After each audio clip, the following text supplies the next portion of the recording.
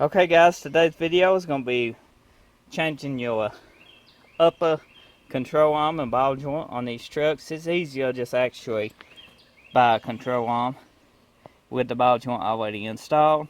It's a whole lot easier because most of the time when your ball joint is gone, these guys is pretty well wore out too.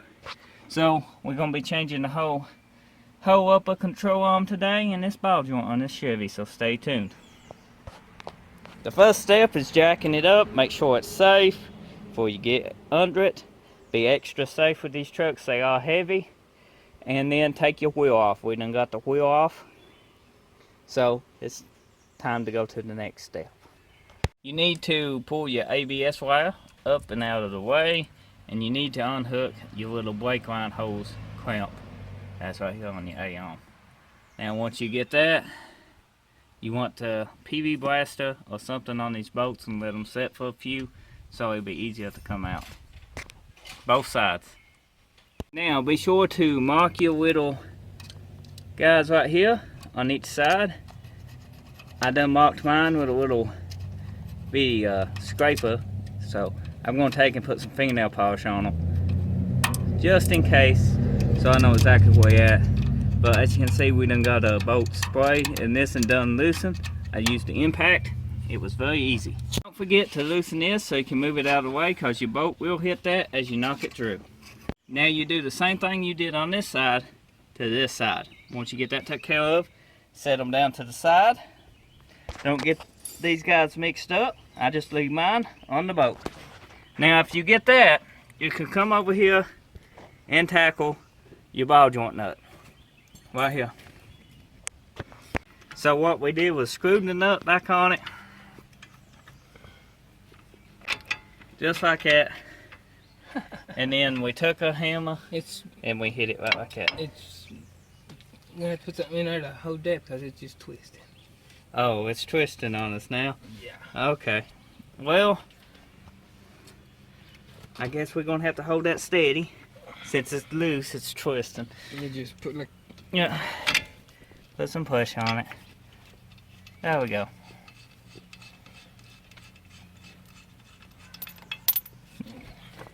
Now you can remove your control arm. But beat the hell out of that right there. But don't hit your brake line. No, because you will bust it.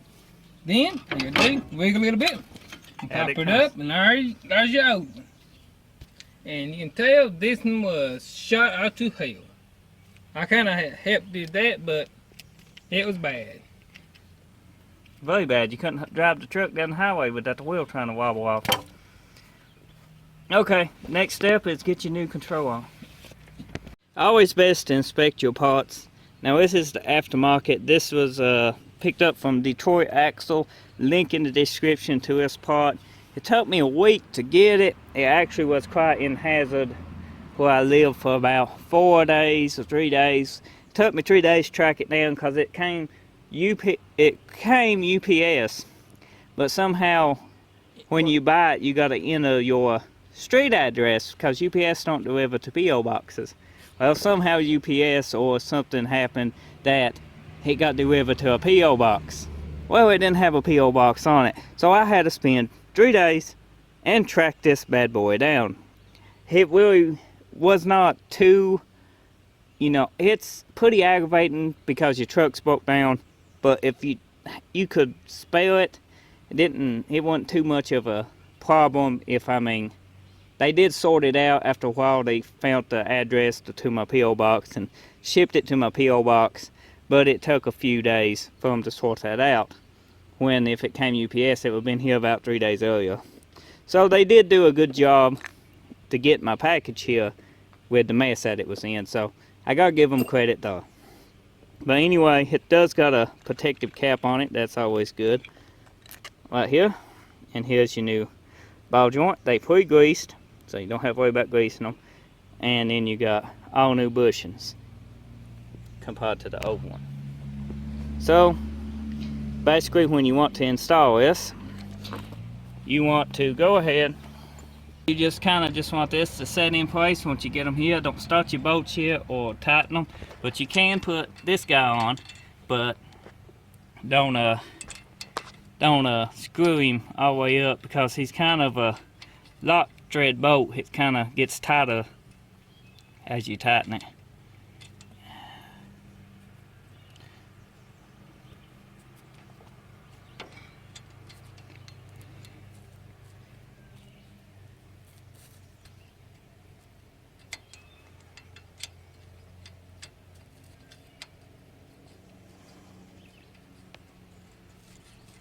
He just screw up so far, and he'll get tight like that, and then he'll thread and lock in place as you tighten it down.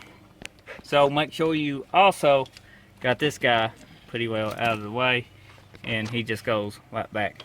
This goes back here, and this goes back here, but they have to be bolted in. Yep. So you can do that last. Next step is to just thread your bolts in. Not tighten them. Don't tighten none of your bolts yet, but start your bolts. Next, you want to take and torque your bolts back into position to the proper torque specs, and line your marks up that you made, so you don't have to get your front end realigned. Marks is lined back up. I kind of made them at an angle here when I marked them, so we are good to go again. Now, when you want to snug these up into place. Don't torque them down yet till you get your ball joint, bolt wound up and snugged up too. Once you get everything snugged up, then go in and torque them to the proper specifications. So after that, you want to put this back on, this guy back on, and that bolt back on. Make sure everything is back to the way it should be looking. So that is how you install your control arm. Now once we got those installed, we installed them the same marks, we marked them, but the camber was out on my truck. My tire was setting just like so.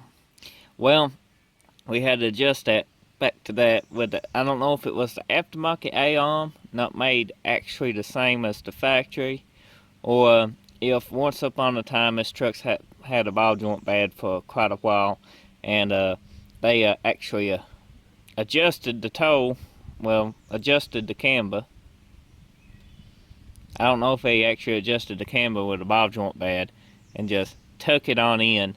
So if they did do that and the ball joint was bad and it was sagging out some and they tuck it in, when we put the new A-arm in, that would explain why it tossed the tire out. But it wasn't hard to adjust your camber. Ain't the best way to do it, but it is doable by doing it yourself without having to take it to a shop. I'll make a video on that when I replace the other A-arm, explaining how to adjust your camber and stuff. Tons more videos coming up on this Chevy Avalanche, and we will be probably doing these rims, sandblast them and stuff, because they just plastic coated and you can see the chrome's peeling off on them.